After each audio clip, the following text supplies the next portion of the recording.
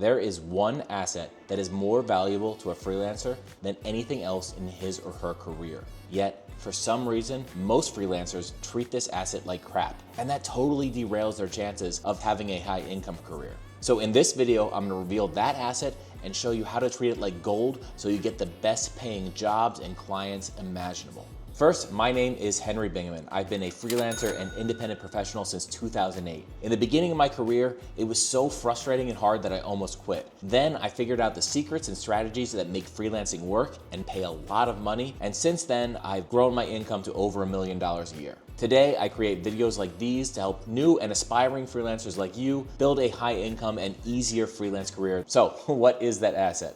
Well, you may have already guessed, but I'm talking about your reputation. Here's the thing. There are two ways to get a client to talk about you as a freelancer. Both have to do with your reputation. On the one hand, you can get clients to talk about you if you have a great reputation. On the other hand, clients will talk about you if you have a bad reputation. And you definitely don't want that. It's a career killer.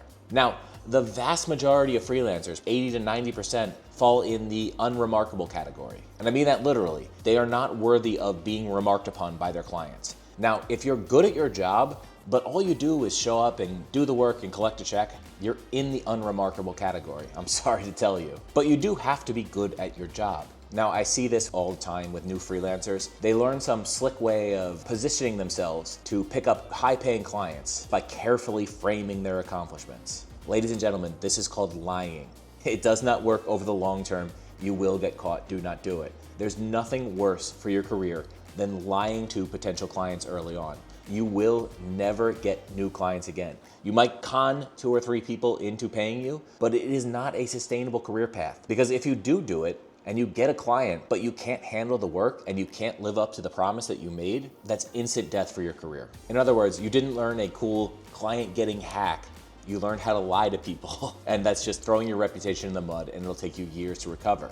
The good news is, unless you've actually been lying and conning people up to this point, and you've just been unremarkable, you still have a great opportunity to build an excellent reputation. However, building an excellent reputation just on the quality of your work is extremely difficult. You literally have to be a 1 in a million talent to simply show up, do the job, and be so remarkable that clients can't stop talking about you. For most of us, that's just not us. We're not gonna be that good. So we have to find another way to be remarkable, but in the good category. And what does that mean? That means you need to tell stories. Stories are memorable. Stories are shareable. Stories are how you build an excellent, high-paying reputation.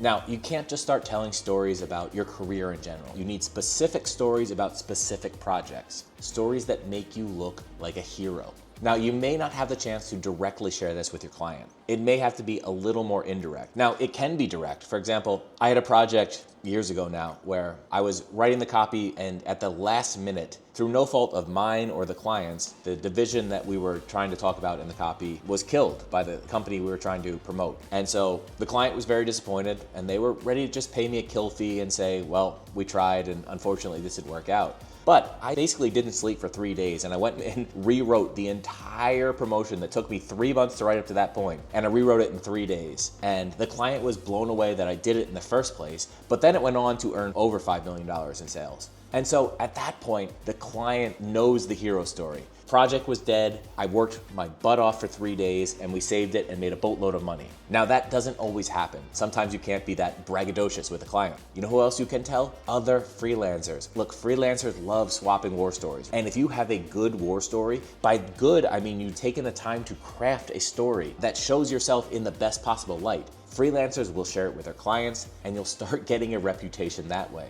Here's the biggest point. Your reputation is not some ephemeral thing. Your reputation is a collection of stories that people know about you. So what I want you to do is start intentionally crafting those stories. Go into every project you do and find a story. Find an obstacle you overcame. Find some amazing solution that you came up with. Everybody has these in every single project. The problem is, the reason you don't have a great reputation from overcoming all these admittedly big struggles is because you're not telling the story. You haven't crafted it into the perfect story that you can share with other freelancers or other clients. So if you start crafting stories from your experiences, from your struggles, from your victories, those will be the basis of your reputation. Remember, reputation is a collection of stories. Now, do you know what else can give you a bad reputation?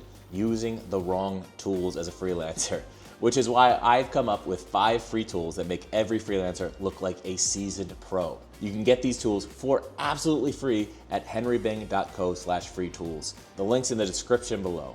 And you know what else will give you a great reputation, at least with me? If you like this video, leave a comment and subscribe. That really helped me out in the algorithm, and of course, I'll think the world of you. So I hope that helps, and I'll catch you in the next one.